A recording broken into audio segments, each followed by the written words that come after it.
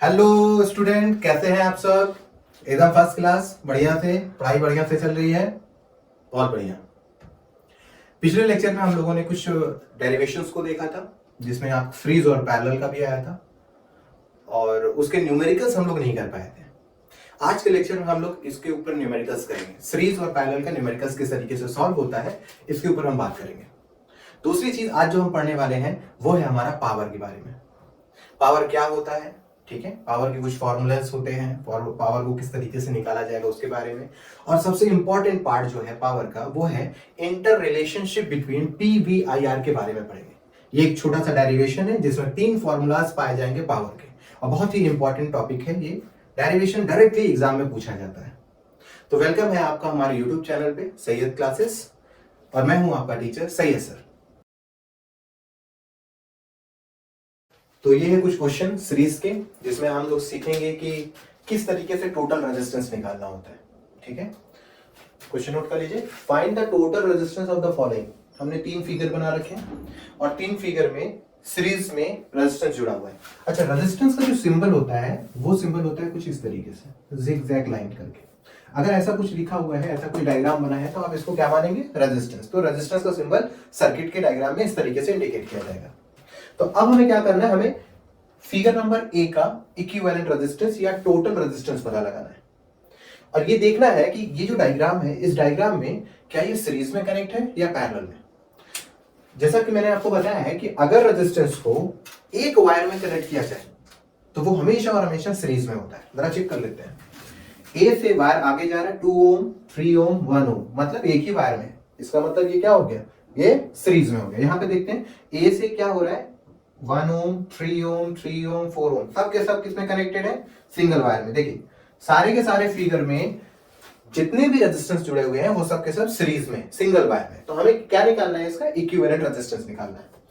तो equivalent resistance एक अगर निकालने जाए तो इसका फॉर्मूला होता है सीरीज के लिए, R equivalent is equal to R1 plus R2 plus R3 dot dot dot. अब जितने रेजिस्टेंस की हमें जरूरत है, ऐसे ही हम R4 R5 R6 लगाते जाएंगे फिगर में जितने की जरूरत है। तो हमारे पास R की वैल्यू कितनी है, पहली 2 ओम, दूसरी है 3 ओम और तीसरी है 1 ओम।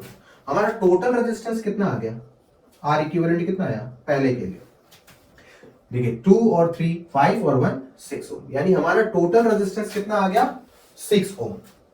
दूसरे वाले में जरा चेक करते हैं, सेम फॉर्मूला सीरीज में जुड़ा हुआ है, R equivalent is equal to R1 plus R2 plus R3। कितने रेजिस्टेंस है, 1 2 3 एंड 4।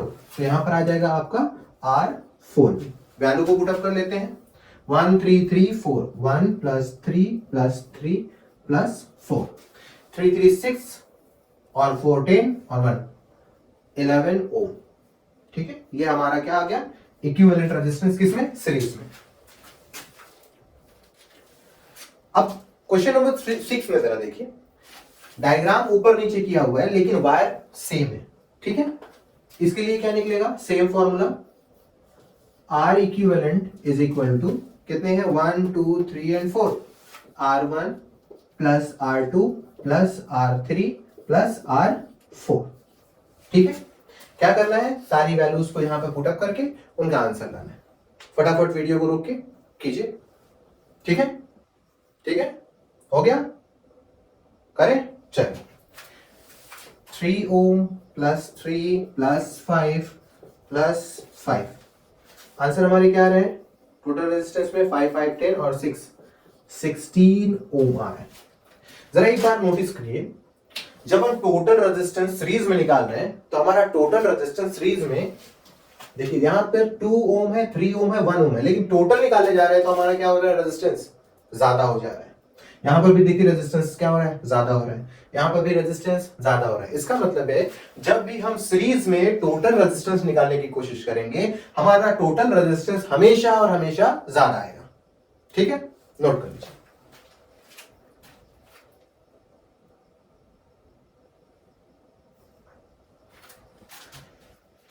तो अब हम पैरेलल रेजिस्टेंस का इक्विवेलेंट रेजिस्टेंस देखेंगे। सेम प्रोसेस में वो भी सॉल्व होगा। इसके लिए अपना एक फॉर्मूला होता है और वो फॉर्मूला है हमारा 1/r equivalent is equal to 1/r1 plus 1/r2 dot dot. अब देखिए इसमें क्या होता है कि ये हो गया हमारा जंक्शन, यहां से वायर क्या हो रहा है, दो हिस्सों में डिवाइड हो रहा है। अगर दो हिस्सों में डिवाइड हो रहा है इसका मतलब ये क्या हो गया, पैरेलल में पाया गया। अब हमें क्या लगाना है यहाँ पे पैरेलल का फॉर्मूला। चलिए पहला फॉर्मूले में क्या अप्लाई करें, 3 ओम है 6 ओम है, तो हम लोग 1/r इक्विवेलेंट में लिखते हैं 1/r1 की जगह पर 3 प्लस 1/r2 की जगह पे 6। इनका लेना होगा एलसीएम, और एलसीएम में आएगा 6, इनका एलसीएम कितना आएगा 6, जो कॉमन में है 6 आ जाएगा। 6 अगर 3 का टेबल पढ़ा जाए तो 3 2 से 6, 2 1 जा 2 प्लस 3 6 1 जा 6 और 1 1 जा 1, ठीक है। 1/r इक्विवेलेंट, अब 1/r इक्विवेलेंट की वैल्यू आ रही है कितनी, 3/6। हमें 1/r इक्विवेलेंट की वैल्यू नहीं चाहिए, हमें चाहिए r इक्विवेलेंट। तो हम क्या करते हैं, r इक्विवेलेंट इसका रेसिप्रोकल कर लेते हैं, तो r इक्विवेलेंट नीचे से ऊपर चला जाएगा, तो इनका जो वैल्यू है ये भी इनका भी रिवर्स हो जाएगा। तो इस तरीके से हम लोग इसको काटेंगे और आंसर आएगा 3 2 जा 6, और r इक्विवेलेंट हमें क्या मिल जाएगा 2 ओम, ठीक है। ये क्वेश्चन है बी, इसमें 3 रेजिस्टेंस हमने लगा के दिए हैं, एक बार ट्राई कीजिए इसको, ठीक है। अब जरा ध्यान से देखिए, यहां पर 3 है, यहां पर 6, दोनों जुड़े हुए हैं पैरेलल में। 3 और 6 देखने में नंबर बड़े हैं, लेकिन हमने जब इक्विवेलेंट रेजिस्टेंस निकाला तो हमारा आंसर कितना आया, कम, यानी पहले से हमारा आंसर कम आ रहा है। इसका मतलब जब कोई भी इक्विवेलेंट रेजिस्टेंस पैरेलल में निकाला जाएगा तो आंसर हमेशा क्या आएगा, कम। इसका मतलब हो गया कि रेजिस्टेंस पैरेलल में हमेशा क्या देता है, इक्विवेलेंट कम देता है वैल्यू, ठीक है। ये आपके लिए है, ठीक है, इसे आप कर लीजिए। सेम प्रोसेस में होगा R1 R2, यहां पर आपको क्या करना होगा, R3 R1 R2 की जगह पे 2 4 और 6 लग के एलसीएम लेना है, ठीक है, नोट कर लीजिए।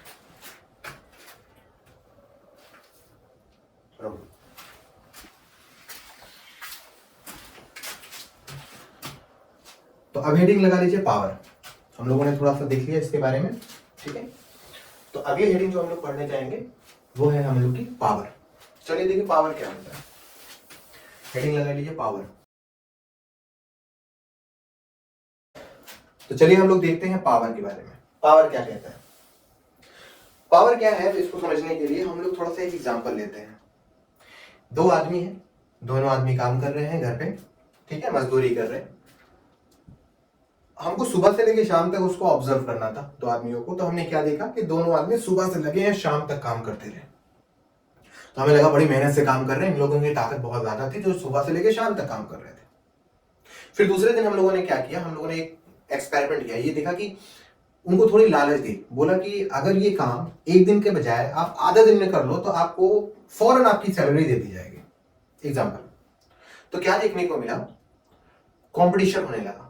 अब दोनों में से जल्दी जल्दी एक लोग काम करने लगे, काम सेम था लेकिन दोपहर से पहले काम को खत्म कर लिया एक आदमी ने, और एक आदमी को काम करने में थोड़ा सा वक्त और ज्यादा लग गया। तो हमें ये समझ में आया कि भाई ये वाला आदमी जो पहले काम कर लिया, इसके पास काम करने की ताकत ज्यादा थी, यानी कम से कम वक्त में ज्यादा से ज्यादा काम कर रहा है। कई लोगों का काम एक साथ निपटा दे रहा है, जो दिन भर में काम होना था वो दोपहर तक में हो जा रहा है। इसका मतलब पावर कहीं ना कहीं काम के साथ साथ टाइम को भी इंडिकेट कराता है, ठीक है। तो हम लोग इसी के बारे में आज बात करेंगे, पावर एक्चुअली होता है क्या। तो पावर है क्या, पावर नोट कीजिएगा, work done per unit time called power, called power. कम से कम वक्त में ज्यादा से ज्यादा काम करना या दिए गए वक्त में काम को निपटा देना क्या कहलाती है, पावर। अब इसी डेफिनेशन से हम क्या बना रहे हैं, फॉर्मूला देखिए क्या होता है। Power, power is equal to, formula बनता है work done, work done upon time taken, ठीक है, work done by time taken. इसे इंडिकेट करना हो तो कैसे इंडिकेट करेंगे, P is equal to W upon T के फॉर्म में। ये हमारा बन के आ गया फॉर्मूला किसका, पावर का। यूनिट को देख लेते हैं।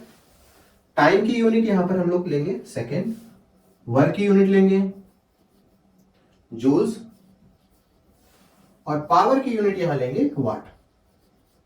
ठीक है, इंडिकेट किया जाता है डब्ल्यू से। तो power is equal to what, W upon T, जिसमें पावर की यूनिट होगी एसआई यूनिट वाट, और वर्क की जूल्स में लेना है और टाइम को सेकंड में इंडिकेट करना है। ठीक है, एक चीज यहां आती है, अगर हम सारी चीजों को देख लें, हमारे पास एक ऑप्शन आता है, देखते हैं। अगर हम पावर का फॉर्मूला यूज करें, power is equal to W upon T को यूज करें, और W की जगह पे वैल्यू को पुटअप किया जाए फ्रॉम पोटेंशियल डिफरेंस, तो क्या कुछ बन के आएगा? यानी हमको क्या लगाना है, यहां पे हेडिंग लगा लो, variation in power, variation in power, या फिर इसी को बोल सकते हैं relation between P, V, I और R। ठीक है, पावर का वेरिएशन फॉर्मूले में कैसे कैसे बदलाव आ सकते हैं, कौन कौन से नया नया फॉर्मूला आ सकता है पावर का, उसका डेरिवेशन, या फिर उसी को बोल सकते हैं relation between P V I R. ठीक है, नोट कर लीजिए, बड़ा इंपॉर्टेंट टॉपिक है। फिर स्टार्ट करते हैं। हो गया, चलिए, तो टॉपिक है relation between P V I R. ठीक है, चलिए देखते हैं। पावर का गिवन फॉर्मूला क्या मिला, P is equal to W upon T. ठीक है, इसे इक्वेशन नंबर 1 बना लीजिए। अब इसी में आपको पावर में W की वैल्यू को पुटअप करना, कहां से, ओम पोटेंशियल डिफरेंस से। ठीक है, तो from PD is equal to W upon Q. ठीक है, तो W is equal to what, PD को लिखा जाता है V इनटू Q। अब क्या करना है, W की वैल्यू को इक्वेशन नंबर 1 में पुटअप कर देना। Now put the value of W in equation first. क्या मिलेगा, P is equal to W की जगह पे हमें लिखना है V into Q upon T। ठीक है, अभी देखिए क्या होता है, हमें रिलेशनशिप में Q और T की कोई जरूरत नहीं, P V I R चाहिए। तो हमें यहां पर Q और T क्या हो रहा है, एक्स्ट्रा दिखाई दे रहा है। हमें क्या करना है, Q की वैल्यू को पुटअप करना है, इसी इक्वेशन नंबर सेकंड मान लेते हैं। फिर से हम क्या करेंगे, now again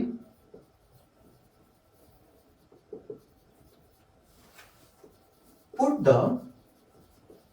value of Q in equation second. कहां से पुटअप करेंगे, फ्रॉम करंट, करंट के फॉर्मूले से हम यहां पे पुटअप करेंगे। करंट में क्या होता है, I is equal to Q upon T आता है। तो हमारे पास Q का फॉर्मूला क्या बन जाएगा, I into T, I T, और ये वैल्यू को उठा के यहां पर पुटअप कर लो, क्या मिलेगा, देखिए जरा, P is equal to V into Q की जगह पे I into T, I into T upon T, ऊपर का टी नीचे का टी कैंसिल, फॉर्मूला बना P is equal to V into I. और ये हमारा पहला फॉर्मूला बेसिक फॉर्मूले के साथ बना। हमारा बेसिक फॉर्मूला था P is equal to W upon T, और उससे डिराइव करके हमने क्या बनाया, एक नया फॉर्मूला बनाया P is equal to V into I. ठीक है, अभी क्या करना है, हमें V की वैल्यू ओम्स लॉ से यहां पर पुटअप करना है, और I की वैल्यू ओम्स लॉ से यहां पर पुटअप करना है। बारी बारी 1 बाय 1 पुटअप करेंगे और देखेंगे क्या चेंजिंग देखने को मिलती है।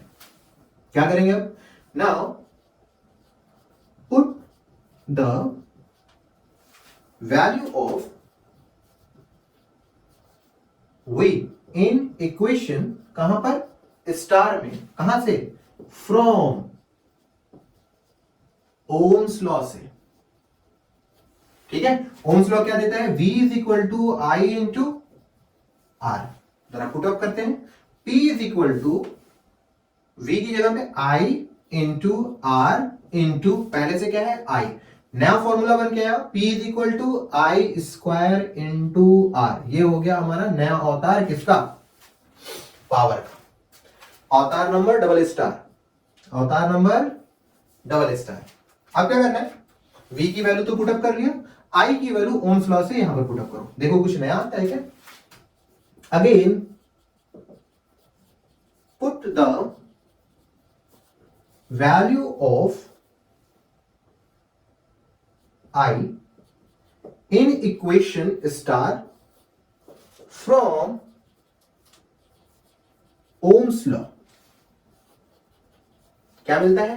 I is equal to V upon R हमें ओम्स लॉ से मिल जाता है। यही वैल्यू उठा के यहां पर पुटअप कर लो, देखो क्या मिलता है।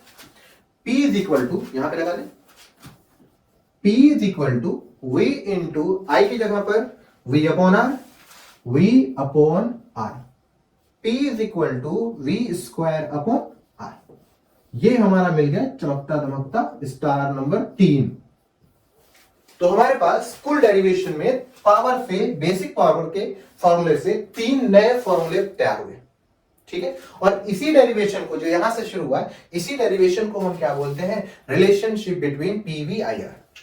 ठीक है, बड़ा आसान है, फिर से देख लीजिए क्या करना है। आपको पावर का बेसिक फॉर्मूला लिखना है, ठीक है, और उस बेसिक फॉर्मूले में W की वैल्यू को पुटअप करना है। W की वैल्यू आपको कहां से मिलेगी? पोटेंशियल डिफरेंस से मिलेगी। पोटेंशियल डिफरेंस से V और Q की, W की वैल्यू V इंटू Q मिल जाएगा, और उसे उठा के इक्वेशन नंबर 1 में पुटअप कर देना है। हमें जो टॉपिक है PVIR, उसमें Q और T का काम नहीं है, तो हमें Q को यहां से रिप्लेस करना होगा। Q हमें बहुत सी जगह से मिल सकता है, पोटेंशियल डिफरेंस हमें Q फिर से मिल सकता है, लेकिन T नहीं हटेगा। लेकिन अगर हम इस्तेमाल करें थोड़ा सा दिमाग, तो पता चलेगा Q कहां से मिल रहा है? करंट के फॉर्मूले से मिल रहा है, और करंट में T मिलता है। अगर हम वैल्यू को यहां पर पुटअप कर दे तो हमारा T कैंसिल आउट हो जाएगा। तो हम क्या करते हैं? करंट का फॉर्मूला उठाते हैं, वहां से Q की वैल्यू लेते हैं और इक्वेशन नंबर सेकंड में लाके पुटअप कर देते हैं। इस तरीके से हमें मिलता है नया फॉर्मूला P का पहला। ठीक है, उसके बाद हम क्या करते हैं? बारी बारी पहले V की वैल्यू ओम्स लॉ से उठा के यहां पर पुटअप करते हैं, और हमें इक्वेशन नंबर डबल स्टार मिल जाता है, जो कि पावर का सेकंड फॉर्मूला है। फिर हम क्या करते हैं? V को वैसे ही रख के I का फॉर्मूला इस्तेमाल करते हैं, कहां से? ओम्स लॉ से, और यहां पर पुटअप करते हैं, हमें दूसरा फॉर्मूला मिल जाता है। तो इस तरीके से इंटर रिलेशनशिप बिटवीन PVIR किया जाता है। ठीक है, ये इंपॉर्टेंट क्वेश्चन है, बोर्ड में आते हैं, डायरेक्टली पूछे जाते हैं, 5 नंबर के क्वेश्चन होते हैं, नोट कर लीजिए। ठीक है, फर्स्ट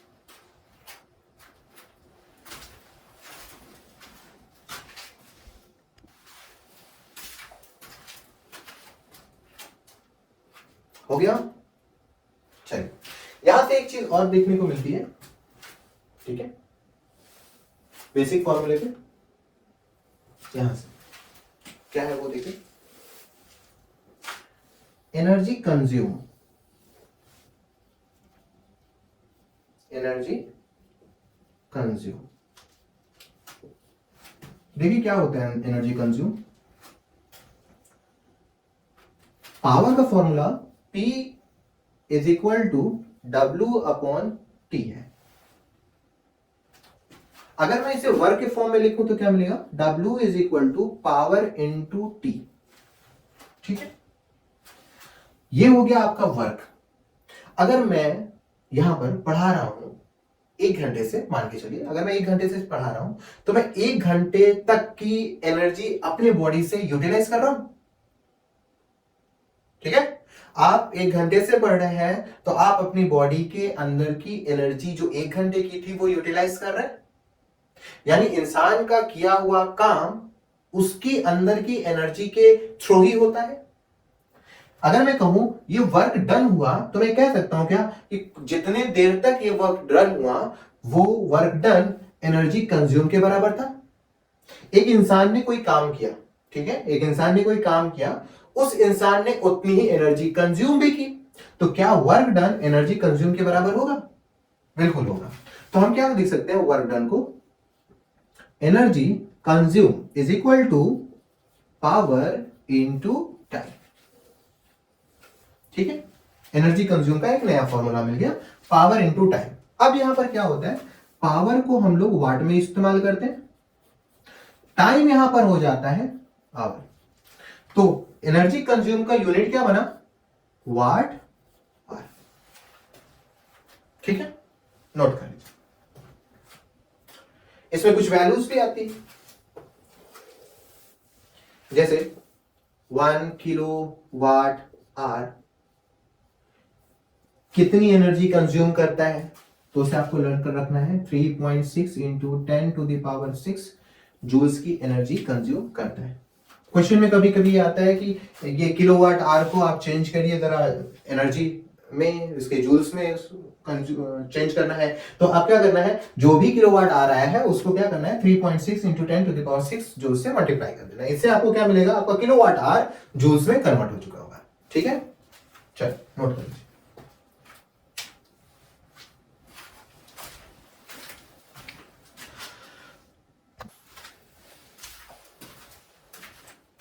हो गया नो, चलिए अब अपने लोग पढ़ेंगे एक नया टॉपिक।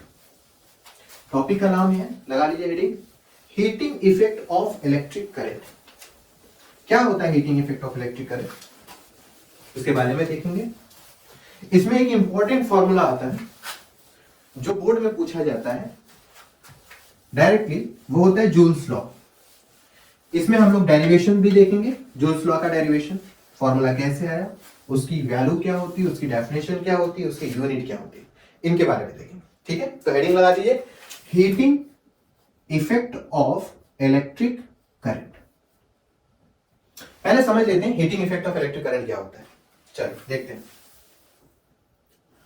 मान लेते हैं हमारे पास एक वायर है और उस वायर के अंदर हम लोग क्या पास कर रहे हैं, करंट पास कर रहे हैं। मान के चलो इलेक्ट्रॉन जा रहे हैं, फ्लो कर रहे हैं, फ्लो ऑफ इलेक्ट्रॉन हो रहा है। अब इलेक्ट्रॉन यहां पर है, यहां पर, यहां पर, ठीक है, इस तरीके से इलेक्ट्रॉन है मान के चलिए, ठीक है, जो आगे की डायरेक्शन में जा रहा है। अगर कोई भी एटम सिवाय उसके जिससे ये वायर बना हुआ है, कोई और एटम एक्स्ट्रा ना हो, तो इलेक्ट्रॉन का फ्लो आगे की डायरेक्शन में इजीली आगे की तरफ बढ़ जाएगा।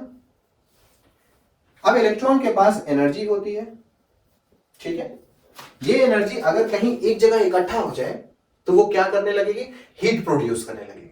ठीक है, अब देखिए क्या होता है यहां पर, अगर सिर्फ एक ही तरह का एटम हो तो इलेक्ट्रॉन को यहां से यहां तक जाने में ज्यादा प्रॉब्लम नहीं होगी। तो ऐसी सूरत में इलेक्ट्रॉन का मूवमेंट बेसिकली प्रॉपरली चलता रहेगा। ठीक है, अगर मैं कोई एक एटम इसके अंदर डाल दूं, या ऐसा समझो कि मैंने एक वायर लिया और उस वायर का नेचर ऑफ मटेरियल जो है वो अलग अलग एटम से बनके मिला हुआ है, तो हम यहां पर क्या करते हैं, मान के चलो यहां पर, इस जगह पर, इस जगह पर, इस जगह पर अलग अलग एटम डाल देते हैं।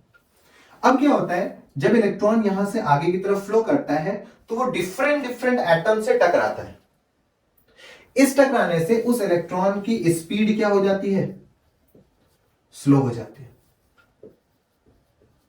स्लो मूव करते हैं, और इनके स्लो मूवमेंट की वजह से ये एनर्जी एक जगह इकट्ठा होने लगती है। जब एनर्जी एक जगह इकट्ठा होने लगती है तो ये हीट प्रोड्यूस करता है, यानी वायर को टच करने पे हमें हीट महसूस होगी, और इसी इफेक्ट को हम लोग क्या बोलते हैं, heating effect of electric current बोलते हैं। ठीक है, चलिए अब heating effect of electric current में हम लोग एक लॉ पढ़ते हैं, उस लॉ को बोला जाता है जूल्स लॉ। बड़ा इंपॉर्टेंट लॉ है, वेरी इंपॉर्टेंट। ठीक है, joules law very important law है। ठीक है, अब जूल्स लॉ क्या कहता है, जूल्स लॉ को कहता है कि heat is directly proportional to, ध्यान रखिए, heat is directly proportional to square of current, resistance and time. ठीक है, ये बोलता है जूल्स लॉ। ठीक है, और इसका एक डेरिवेशन है जो हमें लेके आना है। ठीक है, ड्राइव करना है, ड्राइव करके ये फॉर्मूला आया कैसे वो करना है। तो अगर एग्जाम में आता है डिफाइन जूल्स लॉ या एक्सप्लेन जूल्स लॉ या बोलता है drive the formula of joules law, what joules law आए तो आपको ये काम करना है। ठीक है, देखिए कैसे है, ध्यान दीजिएगा थोड़ा। पोटेंशियल डिफरेंस से सारे के सारे फॉर्मूला मोस्टली कहां से ड्राइव हुए हैं, पोटेंशियल डिफरेंस से। पोटेंशियल डिफरेंस वी लिख लें, V is equal to W upon Q। Clear है, और W के फॉर्म में अगर लिख दिया जाए तो V इंटू क्यू कहा जा सकता है। अब वर्क क्या है? Energy to ability to do work. अगर किसी के पास एनर्जी होती है तो वो उस एनर्जी से काम करता है, यानी मेरे बॉडी के अंदर पाए जाने वाली एनर्जी जो कुछ भी यूटिलाइज होगी उतने ही काम भी होंगे। इसका मतलब ये नहीं है कि हमारे पास एनर्जी थोड़ा सा है और हमने काम इतना ढेर सारा कर लिया, काम हो ही नहीं पाएगा। जितना काम हम करेंगे उतनी ही एनर्जी यूटिलाइज करेंगे। क्या हम कह सकते हैं वर्क एनर्जी के बराबर होगा? और यहां पर जो एनर्जी है वो किस फॉर्म में है? हीट के फॉर्म में।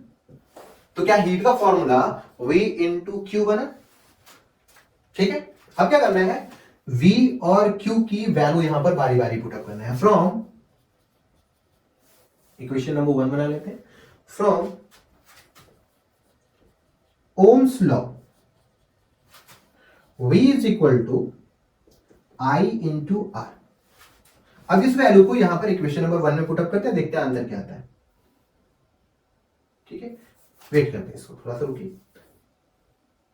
तो heat is equal to V की जगह पे I into R into Q, equation number 2। अब क्या करना है? Q की वैल्यू को यहां पर लाके पुटअप करना है। फिर से कहां से? करंट से। कहां से? करंट से। फ्रॉम I या from current, from current I is equal to Q upon T। Q is equal to क्या हो गया? I into T। इसी इक्वेशन को यानी Q की वैल्यू को इक्वेशन नंबर 2 में पुटअप कर दीजिए, देखिए क्या बनता है। Heat is equal to I into R into I into T। Heat is equal to I square into R into T। और हमारा फॉर्मूला बनके रेडी। क्या है formula? Heat is equal to I square into R into T। अब इसको define करना हो तो कैसे करेंगे? Heat is directly proportional the square of current. Heat is directly proportional to the resistance of the wire. Heat is directly proportional to time taken. इस तरीके से हम क्या कर सकते हैं? जूल्स लॉ को डिफाइन कर सकते हैं। क्लियर? अब देखिए, हीट है एक एनर्जी, और एनर्जी होती है वर्क, और वर्क की यूनिट क्या होती है? जूल्स। यानी जूल्स लॉ में हीट की जो एसआई यूनिट होगी वो खुद क्या होगा? एक जूल्स होगा। क्लियर? नोट कर लीजिए, बहुत इंपॉर्टेंट टॉपिक है, फटाफट नोट कर लीजिए। क्या किया गया हम लोगों ने? पोटेंशियल डिफरेंस का फॉर्मूला यूज किया गया। W एनर्जी के बराबर होता है। एनर्जी हमारी हीट है, हीट का फॉर्मूला बना V इंटू क्यू। तो हम लोगों ने ओम्स लॉ से V की वैल्यू यहां पर पुटअप कर दी। फिर हमने क्या किया? Q की वैल्यू फ्रॉम करंट से उठा के यहां पर पुटअप की, और हमें फॉर्मूला मिला heat is equal to I square into R into T। ठीक, नोट कर लीजिए।